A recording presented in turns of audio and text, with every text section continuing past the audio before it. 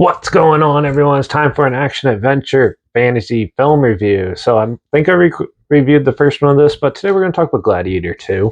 It was released November 15th, 2024, and it was directed by Ridley Scott, who did the original Gladiator. He also did Alien, Blade Runner, and Prometheus, to name a few. This film had a $210 million budget and made over $462.2 million, so it was a modest success. So this continues right.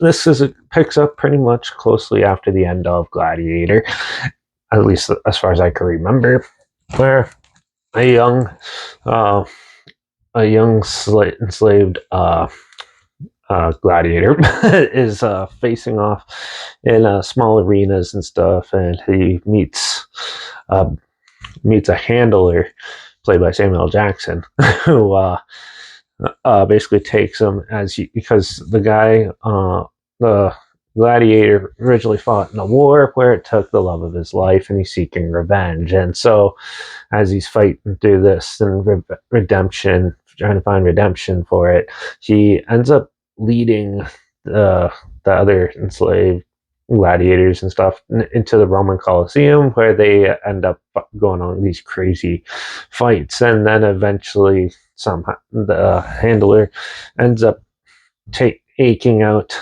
the princes of Rome and starts causing chaos. So this is a good action adventure film. I did my best to explain it. It's a long movie. It's 2.5 hours, and it has some really cool scenes in it. This is actually way more action oriented than the drama adventure film as the first one.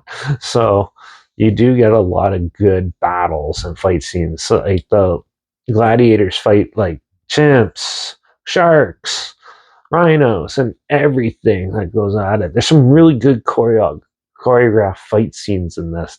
It looks really good.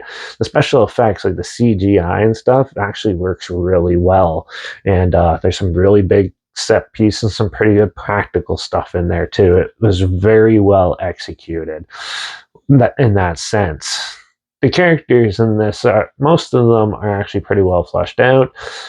Some of the side characters are pretty not, because this is a pretty bloated movie. I thought there's not much, like, it has the story narrative, but then we spend like too much time sometimes with some of the other characters, and it doesn't really flow very well. It kind of speeds up, slows down, speeds up, slows down, which can happen with these epic films that come out. And this one definitely has that. The story itself is is not that hard to follow and stuff.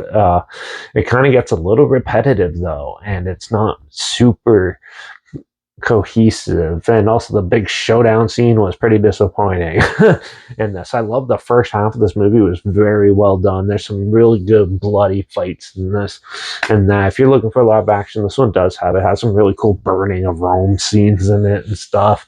A lot of good destruction in that. Some of the side characters, like I said, were kind of pointless and dumb, and overall it's a decent popcorn flick, at least. So I still enjoyed it, and I still thought it was pretty good. Obviously not as good as the first one, but still it's better than most movies that are coming out. So yeah, I'm going to give Gladiator 2 a 3.5 out of 5. It was action-filled, popcorn entertainment, I guess you could say. But it definitely leaves the story open-ended for a third one, which probably will happen. But still, I just love the look of this movie. I thought it was really good. So yeah, I'm not sure where it's streaming right now. So if you want to check it out, I'll at least link the trailer down below so you can see what I'm talking about down there. But I'll also link down below is my Instagram. So I post clips of films I'm going to review in the future on my story. I usually put the film title in there. The film title in there, and some fun fact or history thing in there as well. Also, my Letterbox down below at Derek P Reviews. That's where I post my first star rating after watching the films. And my Twitter's down below at Reviews_Derek. So follow me on those platforms. Stay in loop with this channel.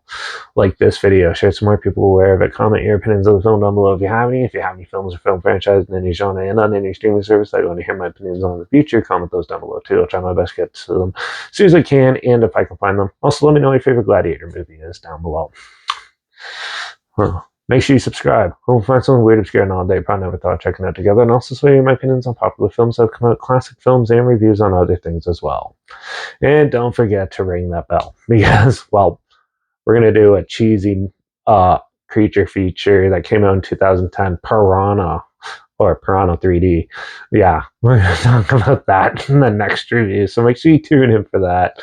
Yeah, watch out for all those crazy gladiators sacrificing themselves for redemption. And I guess I'll see you all in the next review. So until then, cheers.